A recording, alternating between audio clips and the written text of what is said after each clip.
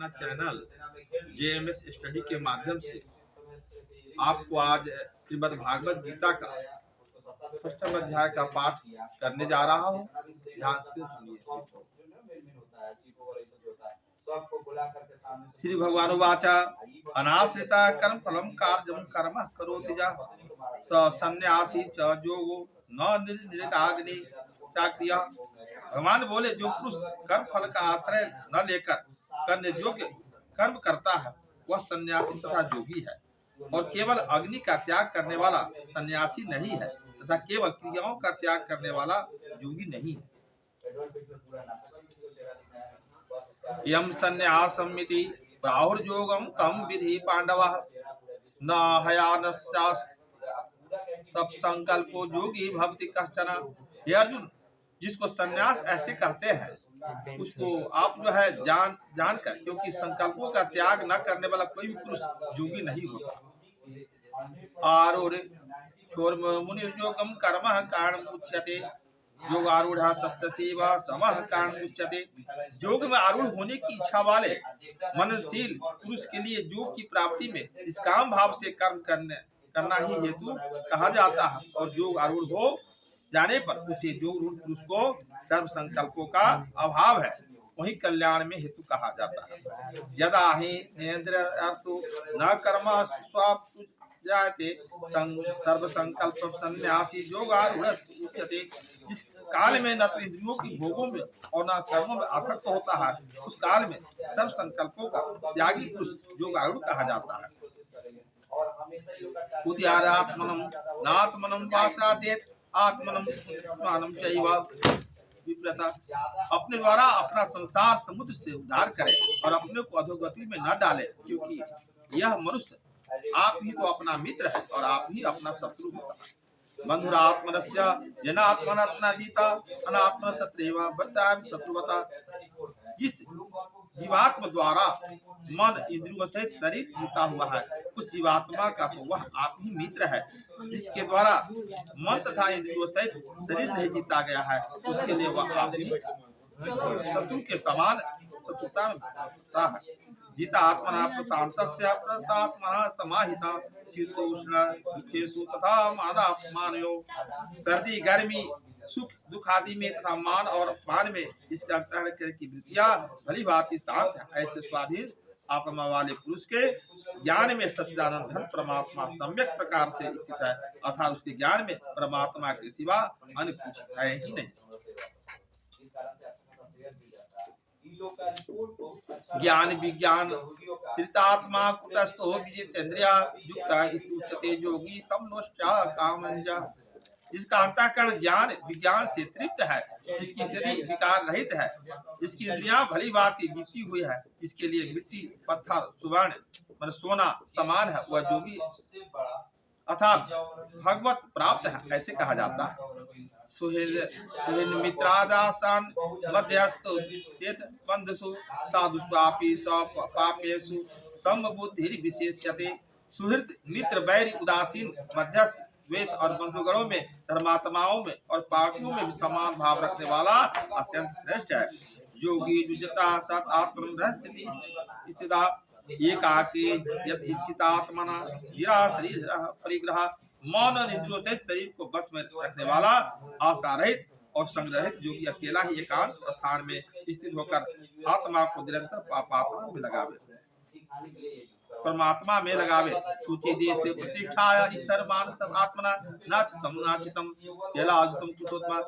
शुद्ध भूमि में जिसके ऊपर क्रमशः उषा मृक्षाला वस्त्र बिछे हैं, जो न बहुत ऊंचा है और न जो है बहुत नीचा, ऐसे अपने आसन को स्थिर स्थापन करके तैत्राग्रम मनः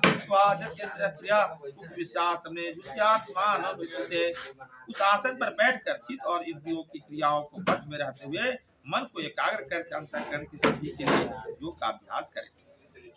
समम काया श्रीयुक्तम धारयन्तम अचलम दिस्रा साम्प्य नासिकाग्रम त्वं दिशाश्च कबोलयन्। काया सिर गले समान गलों को समान अचल धारण करके स्थिर होकर अपनी नासिका के अग्रभाग पर दृष्टि जमाकर अन्य दिशाओं को न देखता हुआ शांतात्मा विगतभिर ब्रह्मचारी व्रतेता मन संस्थाप्त ब्रह्मचारी के व्रत में स्थित है रहे तथा भली भांति शांत अंतःकरण वाला सावधान जोगी मन को रोककर मुझ में चित वाला और मेरे प्राण होकर स्थिर होवे।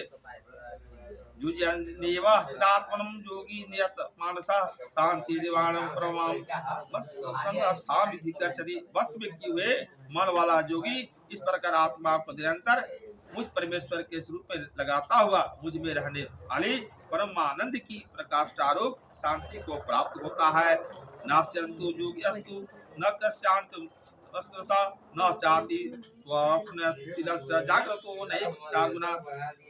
हे अर्जुन, यह योग न तो बहुत खाने वालों का है, न बिल्कुल न खाने वालों का है, न बहुत सहन करने वालों के लिए है, स्वभाव वालों के लिए है, न सदा जागने वालों के स्थित होता है। युक्त आहार विहारश्च कर्मसु युक्त स्वप्नवा बोधस्य योगो भवति दुखों का नाश करने वाला योग तो यथायोग आहार विहार करने वालों का, कर्मों में यथायोग चेष्टा करने वालों का और यथायोग सोने तथा जागने वालों का ही सिद्ध होता है। या विनितम चित्तात्मनम विष्टतम निस्पृहा सर्व कामेभ्यो युक्ता इति उच्यते। तदा अत्यंत बस में किया हुआ चित्त इस काल में परमात्मा में भली भांति स्थित हो जाता है। उस काल में संपूर्ण भोगों से अस्पृहारहित पुरुष योग युक्त है, ऐसा कहा जाता है। यथा दीपो निवतस्तो नियंते सोपमा स्मृता योगनो यत चित्तस्य उच्यते जो आत्मना। इस प्रकार वायु रहित स्थान में स्थित दीपक चलायमान नहीं होता, वैसा ही उपमा परमात्मा के ध्यान में लगे हुए योग के जीते हुए चित्त की कही गई है। यत्रो परमते चित्तम बुद्धम योग सेवया यत्र चैवात्मनं पश्यानात्मनि तुच्यते। योग के अभ्यास से निरुद्ध चित्त जिस अवस्था में उपराम हो जाता है और जिस अवस्था में परमात्मा के ध्यान से शुद्ध हुई सूक्ष्म बुद्धि द्वारा परमात्मा को साक्षात करता हुआ सच्चिदानंद घन परमात्मा में संतुष्ट जाता है। सुखमात्मनिकम यत् बुद्धि ग्राह्यम इंद्रियम वेति यत्र नचैवाम इसतः चलती तत्वता। इंद्रियों से अतीत केवल शुद्ध हुई सूक्ष्म बुद्धि द्वारा ग्रहण करने योग्य जो अनंत आनंद है, उसको जिस अवस्था में अनुभव करता है और जिस अवस्था में स्थित हुआ यह योगी परमात्मा के स्वरूप से विचलित होता ही नहीं। यम लब्धा चापरम लाभम मन्यते नाहितम ततः यस्मिन् स्तुतो न दुखेन गुरुणाम चाल्यते। परमात्मा की प्राप्ति रूप जिस लाभ को प्राप्त होकर उससे अधिक दूसरा कुछ भी लाभ नहीं मानता और परमात्मा प्राप्ति रूप जिस अवस्था में स्थित योगी बड़े भारी दुख से भी चलयमान नहीं होता।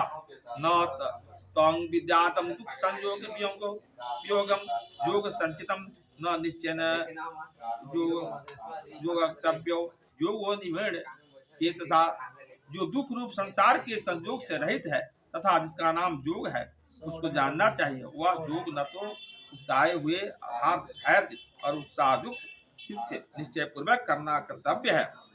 संकल्प प्रभाव काम त्यक्त्वा सर्वान् शेषता मन सैवन ग्रामम विनियम समन्ततः।